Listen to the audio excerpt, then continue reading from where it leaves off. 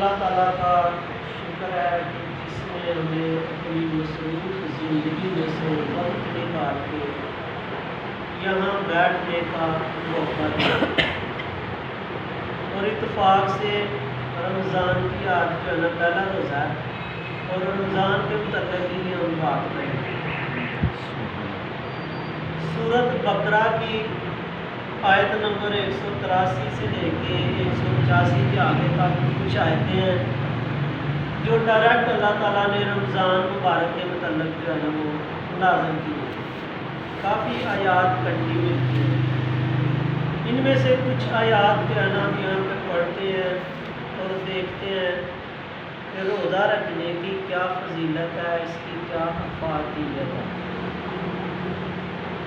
اللہ تعالیٰ فرماتا ہے یا ایھا الذین آمنوا کتب علیکم الصیام کما کتب علی الذین من قبلکم لعلکم تتقون۔ یہ سورۃ بقرہ کی آیت نمبر 183 ہے۔ اللہ تعالیٰ مخاطب ہے ایمان والوں سے، اور روزے کا تعلق بھی ایمان سے ہے۔ اللہ تعالیٰ کہتا ہے کہ کتبہ فرض کر دیے گئے ہیں، لکھ دیے گئے ہیں تم پہ روزے، صیام روزے، کما جیسا کہ فرض کیے گئے تھے ان لوگوں پر جو آپ سے پہلے تھے۔ اور یہ کیوں فرض کیے گئے ہیں؟ لعلکم تتقون، تاکہ تم متقی ہو جاؤ۔ سبحان اللہ۔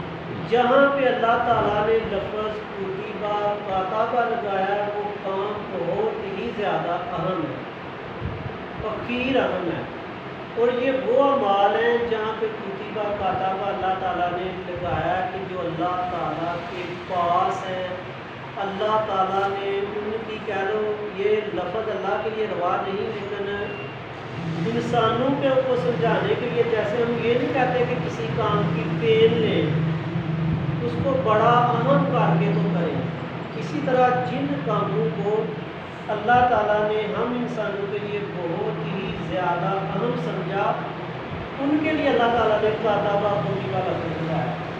مثلا ایک چھوٹی سی مثال میں آپ کو دیتا ہوں، سورۃ انعام کی آیت نمبر 12، اس میں اللہ تعالیٰ کہتا ہے کل من ما فی السماوات والارض، اللہ کہتا ہے کس کے لیے جو کچھ آسمانوں اور زمین میں ہے، آسمان اور زمین کس کے ہیں، جو کچھ بھی ان میں ہے، اللہ پوری کائنات کی بات کر رہا ہے کہ یہ کس کی ہے۔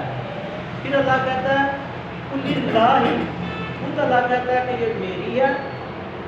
پھر اللہ کہتا ہے کاتب علی نفسہ الرحمہ، جیسے یہاں پہ کتب علیکم الصیام، کاتب علی نفسہ الرحمہ، اللہ کہتا ہے کہ میں نے خود پر یہ فرض کر لیا ہے، میں نے خود پر یہ لازم کر لیا، اپنے ذمہ یہ بات لے لی ہے کہ میں رحمت کروں گا، سبحان اللہ، کیا کروں گا؟ رحمت کروں گا۔ یعنی جس نے کلمہ پڑھا، گناہ کیے ہیں، ان کی سزا دے کے میں ان پہ رحم بھی کروں گا، ان کو اپنے پاس لے آؤں، ان کو جنت میں لے جاؤں۔ اب یہاں پہ اللہ نے جب انسان کو بنایا تو یہ بات لکھ دی، تو میں انسان پہ کیا کروں گا؟ رحم کروں گا۔ اور اسی طرح اللہ تعالیٰ نے کیا لکھ دیے انسانوں کے اوپر؟ روزے، یعنی ان کی بہت زیادہ افادیت ہے۔ اللہ کہتا ہے میں نے یہ کیوں فرض کی ہیں؟ لعلکم تتقون، تاکہ تم کیا ہو جاؤ؟ متقی بن جاؤ۔ اچھا، قرآن سے پوچھتے ہیں کہ متقی کی کیا تعریف ہے، متقی کون ہے؟ تو یہ سورۃ بقرہ کا آغاز ہے، الف لام میم ذالک الکتاب لا ریب فیہ، اللہ کہتا ہے اس کتاب میں کوئی شک نہیں، ہدی للمتقین، یہ ہدایت ہے کن کے لیے؟ متقین کے لیے۔ اور روزے بھی کن کے لیے؟ متقین کے لیے۔ تو پھر آگے اللہ کہتا ہے متقین کون ہے؟ ہدی للمتقین، آگے اللہ کہتا ہے الذین، یہ وہ لوگ ہیں کہ جو یؤمنون، ایمان لاتے ہیں، بالغیب، کس پر؟ غیب پر، غیب پر یہ لوگ ایمان لاتے ہیں، وَيُقِیمُونَ الصَّلَاةَ، نماز قائم کرتے ہیں، نوافل پڑھتے ہیں، فرائض پورے کرتے ہیں، فرض نماز پڑھتے ہیں، اور غیب پہ ایمان لاتے ہیں، وَمِمَّا رَزَقْنَاهُمْ يُنْفِقُونَ، اور ہم نے جو ان کو رزق دیا اس میں سے وہ خرچ کرتے ہیں۔ سبحان اللہ۔ متقین کی مین جو صفات ہیں، غیب پہ ایمان لانا، نماز قائم کرنا، اور صدقات زکوٰۃ اللہ کے راستے میں خرچ کرنا. یہ تین چیزیں جس میں ہیں اللہ تعالیٰ کہتا ہے کہ وہ کیا ہے؟ متقی. اچھا غیب کیا چیز ہے؟ غیب پہ ایمان لانا. نماز تو ہمیں پتہ ہے اور صدقہ دینا یا زکوٰۃ دینا یہ بھی ہم جانتے ہیں. غیب کیا چیز ہے؟ غیب یہ ہے کہ رسول اللہ صلی اللہ علیہ وآلہ وسلم نے پوری اپنی زندگی میں جو کچھ کہا، آپ صلی اللہ علیہ وسلم جو کچھ بولے وہ غیب تھا. جب آپ صلی اللہ علیہ وسلم نے بول دیا وہ غیب نہ رہا. مثلا لوگ کھانا پہلے بھی کھاتے تھے، حضور صلی اللہ علیہ وآلہ وسلم نے بتایا کہ اس طرح کھائیں. یہ انداز کسی کو نہیں پتا تھا، نہ کسی نے بتانا تھا. تو یہ کیا تھا؟ غیب. اب حضور صلی اللہ علیہ وآلہ وسلم نے بتایا کہ اگر آپ نماز پڑھتے ہیں تو اس کی کیا فضیلت ہے. کسی نے پہلے یہ نہیں بتایا نہ بتانا تھا. پوری زندگی میں رسول اللہ صلی اللہ علیہ وآلہ وسلم نے جو کچھ بولا وہ غیب تھا. جب بول دیا غیب نہ رہا. اور پھر کچھ وہ چیزیں ہیں کہ جو حضور صلی اللہ علیہ وسلم نے بتائیں لیکن ابھی بھی وہ غیب ہے. اس میں کیا آتا ہے؟ اس میں آتا ہے عالم برزخ کا معاملہ، قبر کا سارا معاملہ، حشر کا سارا معاملہ، جنت، دوزخ، اور سب سے بڑا کائناتوں کا غیب جو ہے وہ اللہ تعالیٰ ہے. سبحان اور اللہ. رسول اللہ صلی اللہ علیہ وسلم وہ ہستی ہیں کہ جنہوں نے اللہ کو دیکھا. رات کی رات کیا دیکھا؟ اللہ کو دیکھو. سبحان رسول اللہ. اللہ صلی اللہ علیہ وسلم سے اللہ بھی جو ہے نا وہ نہیں چھپا. اسی لیے 30ویں پارے کی ایک آیت ہے وَمَا هُوَ عَلَى الْغَيْبِ بِضَنِينٍ. یہ وہ نبی ہیں کہ جو غیب بتانے میں بالکل بھی کنجوسی نہیں کرتے. سبحان اللہ. بے شک بے یعنی شک. اچھا ان چیزوں پہ جنت، دوزخ، فرشتے جو ہے آپ صلی اللہ علیہ وآلہ وسلم کی تعلیمات کے ان پہ ایمان لانا یہ کس میں آتا ہے؟ غیب. اچھا دیکھو جو روزہ ہے اس کی بہت زیادہ فعالیت ہے، تھوڑی نہیں. اس لیے اللہ تعالیٰ نے اسی روزے کی آیت میں آگے یہ آیت ہے 186 آیت نہیں بلکہ آگے یہاں سے ہم نے چھوڑا کہ یہ آگے تو متقی ہو جاؤ. ایام معدودات. اللہ کہتا ہے یہ گنتی کے دن ہے، عدد سے معدودات، گنتی کے دن ہے. اب کوئی جتنے بھی لوگ دنیا میں روزہ رکھتے ہیں وہ گنتے ہیں کہ آج پہلا روزہ ہے، آج دوسرا ہے یا تیسرا ہے. اگر وہ ارادہ کرتے ہیں کہ اللہ کہہ رہا ہے کہ یہ گنتی کے دن ہے، ہم نہیں گنیں گے، وہ نہ گنیں. ان کے کان کے پاس آگے کوئی بتائے گا کہ یار آج 5واں روزہ ہے، آج چھٹا ہے، گنتی کو پھر بھی مل جائے گی. تو یہ گنتی کے دن ہے. یعنی یہ تھوڑے سے دن ہے گنتی کے، ہر کوئی کو کاؤنٹ کرتا ہے. فمن کان منکم مریضا. اللہ کہتا ہے تم میں سے رمضان آ جائے، تم میں سے کوئی پائے یہ مہینہ اور وہ بیمار ہو، اولا سفر یا وہ سفر پر ہو، فعدۃ پھر وہ گنتی مکمل کرے من ایام اخر. جب وہ صحیح ہو جائے، جب اس کا سفر ختم ہو جائے، جب اس کو فرصت ملے تو تب وہ یہ روزے رکھے چھوڑے نہ. بے شک. پھر آگے اللہ کہتا ہے وَعَلَى الَّذِينَ يُطِيقُونَهُ. اور جو لوگ طاقت رکھتے ہیں کہ فدیہ تم وہ فدیہ دیں، تو پھر وہ ان کا فدیہ کیا ہے؟ طعام مسکین. جو غریب ہے، مسکین ہے، بھوکا ہے، اس کو کھانا کھلانا. یہاں پہ علماء نے فدیہ یہ کہا ہے کہ 2.25 کلو گندم یا 2.25 کلو آٹے کی جو قیمت بنتی ہے کم از کم اتنے پیسے دیے جائیں کسی غریب کو تو ایک روزے کا وہ فدیہ ہو جاتا ہے. اب فدیہ کس کے لیے ہے؟ فدیہ اس کے لیے ہے کہ جو سال کے کسی بھی مہینے میں اس قابل نہیں ہو سکتا کہ وہ روزہ رکھ سکے. یعنی اس کو پتہ ہے کہ اس کی بیماری ٹھیک نہیں یا وہ اس طرح کا بیمار ہے کہ وہ روزہ نہیں رکھ سکتا، تو یا وہ بوڑھا بہت زیادہ کمزور ہے، اس میں طاقت نہیں، تو اس کے لیے پھر کیا ہے؟ فدیہ. یہ سارا کچھ کہنے کے بعد اللہ کہہ رہا ہے فَمَن تَطَوَّعَ خَيْرًا فَهُوَ خَيْرٌ لَهُ. اللہ کہتا ہے کہ ان میں سے بھی اگر کوئی خوشی سے ایز اے جشن اگر وہ روزہ رکھتا ہے تو وہ تو اس کے لیے سب سے بہتر ہے. سبحان اللہ. یعنی روزہ رکھنے کا متبادل کوئی چیز نہیں. لہذا آگے اللہ کہتا ہے وان تصوموا خیر لکم، اگر تم روزہ رکھتے ہو تو یہ سب سے بہتر ہے ان کنتم تعلمون، اگر تم جانتے ہو. یہ اللہ تعالیٰ کہتا ہے کہ جس کو پتہ چل گیا کہ یہ کتنی فاضیت ہے تو وہ تو روزے رکھے گا. آگے شہر رمضان الذی انزل فیہ القرآن، یہ وہ مہینہ ہے جس میں قرآن نازل کیا گیا ہے. اب آپ کو پتہ ہے کہ قرآن نے کئی سال کچھ عرصے میں یعنی کہ صلی اللہ علیہ وآلہ وسلم کے قلب اطہر پہ نازل ہوا. یہ جو نزول ہے یہ لوح محفوظ میں ہے. لوح محفوظ میں جب قرآن کو اتارا تو مہینہ کون سا تھا؟ رمضان کا. اس کا مطلب یہ ہوا کہ روزوں کا رمضان کے مہینے کا قرآن سے لنک ہے. جتنا بھی ٹائم ہو اس میں کیا کیا جائے؟ قرآن پڑھا جائے. قرآن شریف کی تلاوت آیا کہ نماز پڑھی جائے، تراویح ہے، نوافل ہے یا فرائض نماز ہے وہ پڑھی جائے. اور اس کے بعد یہ کہا گیا کہ پیسے خرچ کیے جائیں اس مہینے میں. یہ کام جو ہے نا سب سے زیادہ اہم اس مہینے.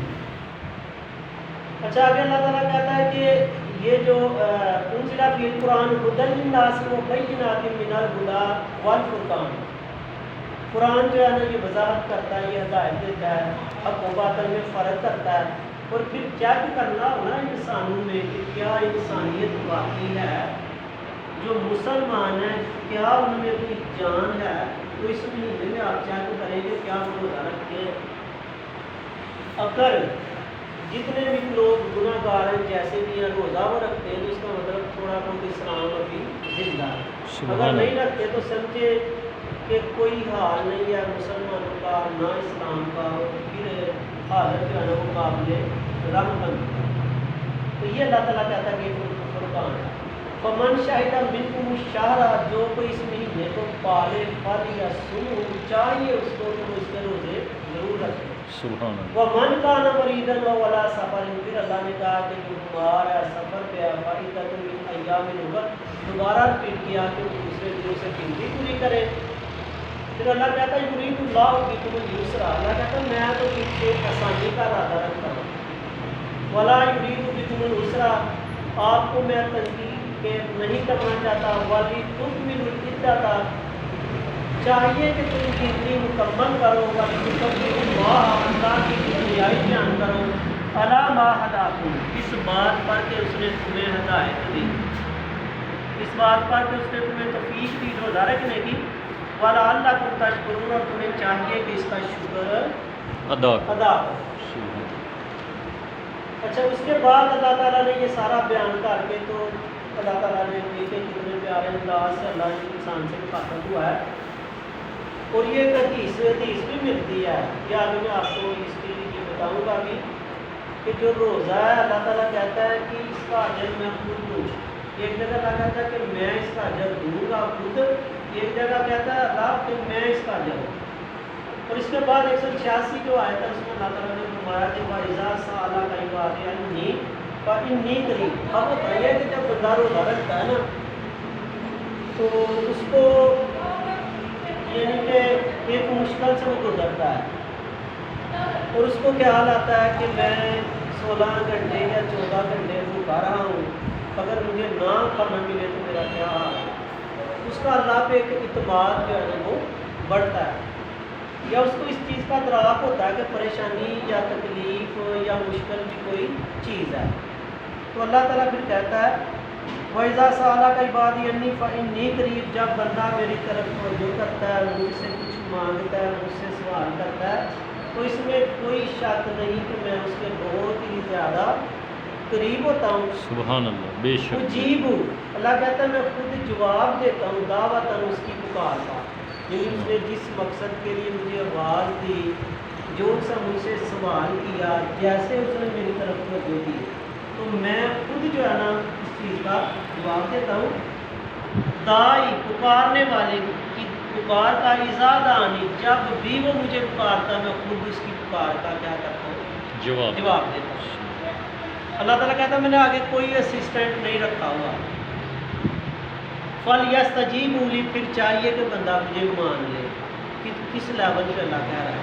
اس لیے کہا گیا کہ جو دعا ہے وہ صرف عبادت نہیں، عبادت کی جان ہے، عبادت کی مقصد ہے، قبول عبادت، صحیح عبادت ہے، میری عبادت.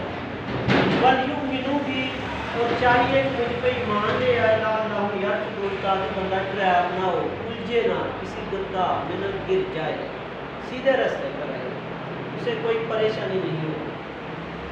اور یہ رمضان روزے کی آیات میں اللہ نے اس کو درج کیا ہوا ہے. اس کا مطلب یہ ہوا کہ جب بندہ روزہ رکھتا ہے وہ اللہ تعالیٰ کے بہت ہی زیادہ قریب ہوتا ہے. قریب ہوتا ہے، بے شک بے شک. اچھا اب یہ صحیح بخاری کی ایک حدیث ہے، روزے کی سیرت میں بے شمار حدیث ہیں، کیونکہ ٹائم تھوڑا ہے تو یہ ایک حدیث جو ہے نا میں آپ کو بتاتا ہوں.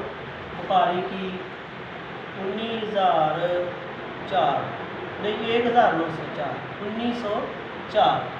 حدیث ہے. رسول اللہ صلی اللہ علیہ وآلہ وسلم نے فرمایا کہ اللہ پاک فرماتا ہے کہ انسان کا ہر نیک عمل خود اسی کے لیے ہے مگر روزہ کہ وہ خاص میرے لیے ہے.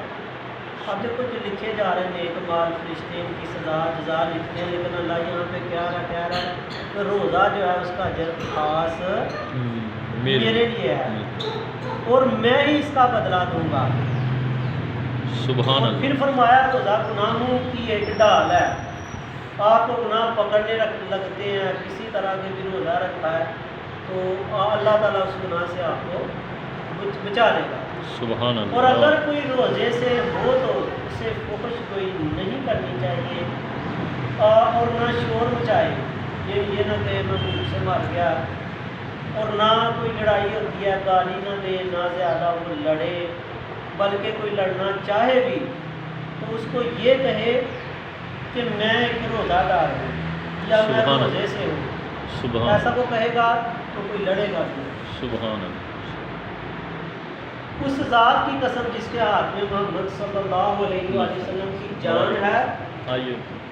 روزہ دار کے منہ کی بو اللہ تعالیٰ کے نزدیک مشک کی خوشبو سے بھی زیادہ بہتر ہے.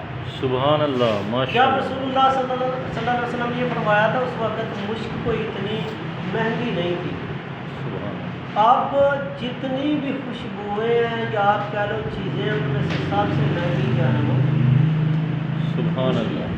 سبحان اللہ. اور یہ خوشبو بہت پیاری ہے. تو اب آپ دیکھیں نا کہ اللہ کہہ رہا ہے، اللہ یہ نہیں کہہ رہا کہ روزے دار کے منہ کی خوشبو، اللہ کہہ رہا ہے روزے دار کے منہ کی بو.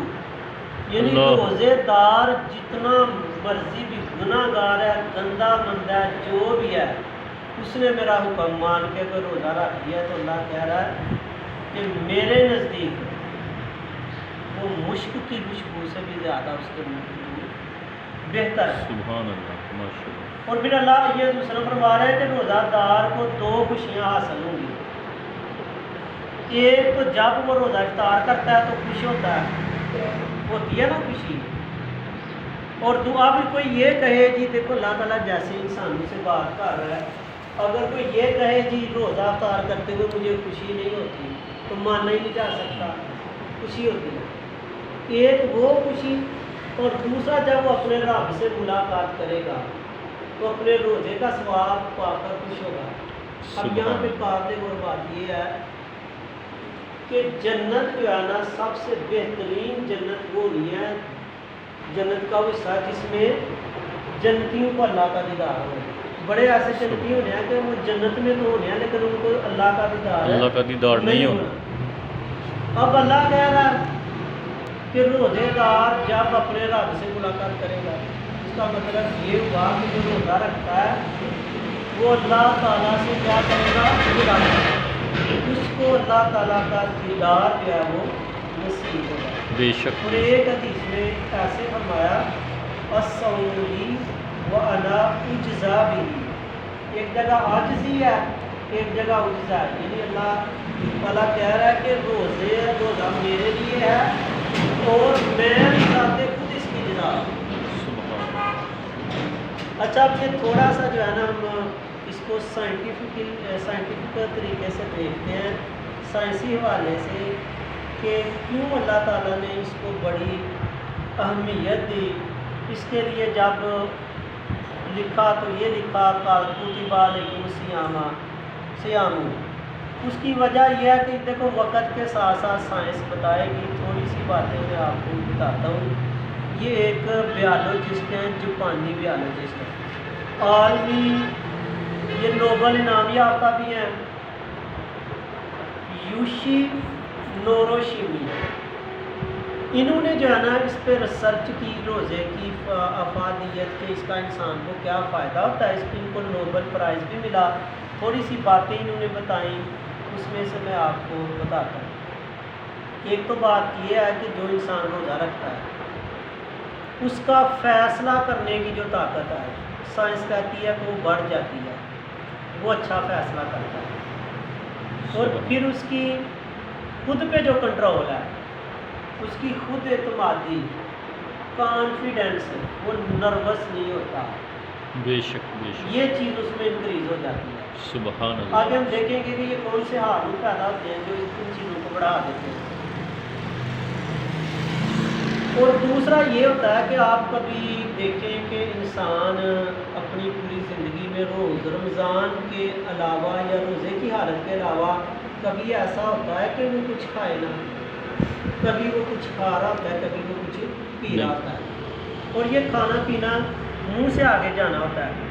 اب ہماری جو زبان ہے اس کے اوپر ٹیسٹ بڈز ہیں، اللہ تعالیٰ نے ذائقے کے سیل بنائے ہوئے ہیں جن کی وجہ سے ہمیں کسی چیز کا ذائقے کا پتہ چلتا ہے۔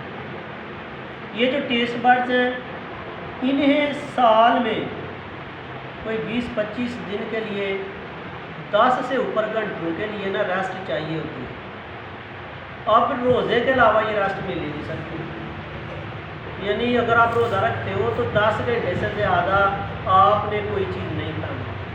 ٹیسٹ سیل جو ہیں ان کا یعنی ریسٹ ان کو مل جاتی ہے، جس سے ان کی فنکشننگ، ان کا کام کرنا بہتر ہو جاتا ہے، اور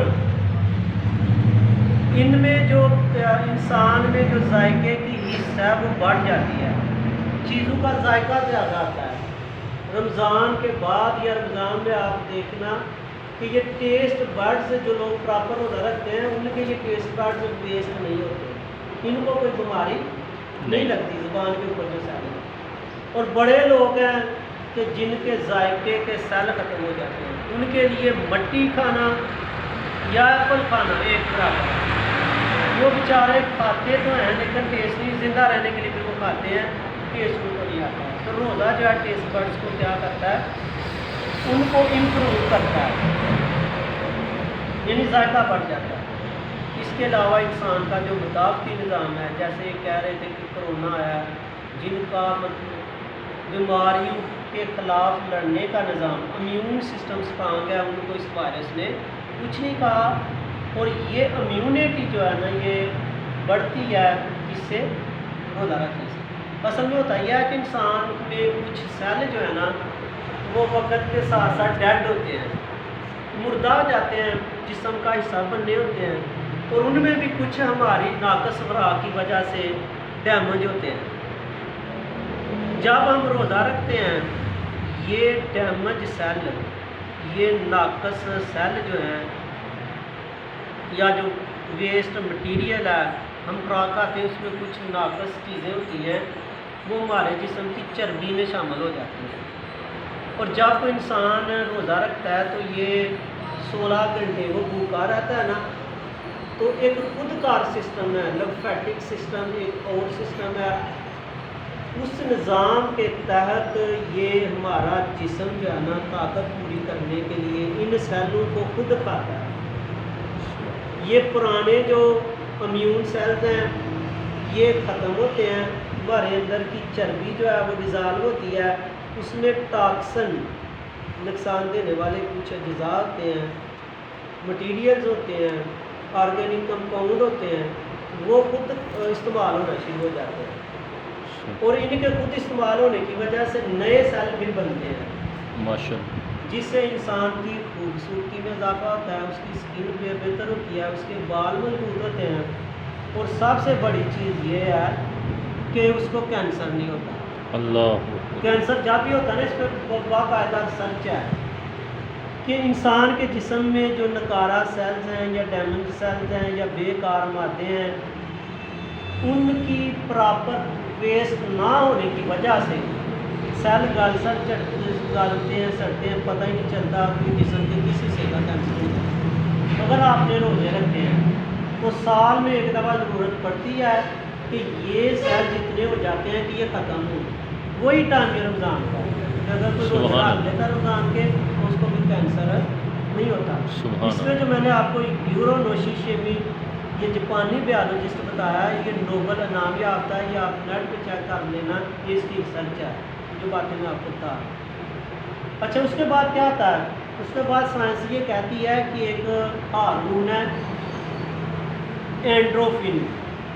یہ ہارمون اگر زیادہ مقدار میں انسان کے جسم میں آئے یا بنے ریلیز ہو تو انسان میں خوشی پیدا ہوتی ہے. کیا پیدا ہوتی ہے؟ خوشی پیدا. اور روزہ جو ہے نا یہ خوشی پیدا کرتا ہے. اینڈروفن جو انزائم ہے یہ زیادہ مقدار میں پیدا ہوتا ہے، اس میں اضافہ ہوتا ہے. انسان کی خوشیوں میں کیا ہوتا ہے؟ اضافہ ہوتا ہے.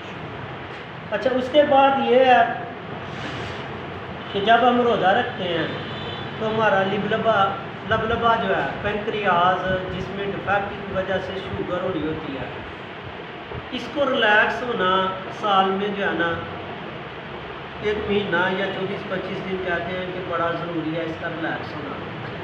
اور یہ روزے کی حالت بھی ہو سکتا ہے.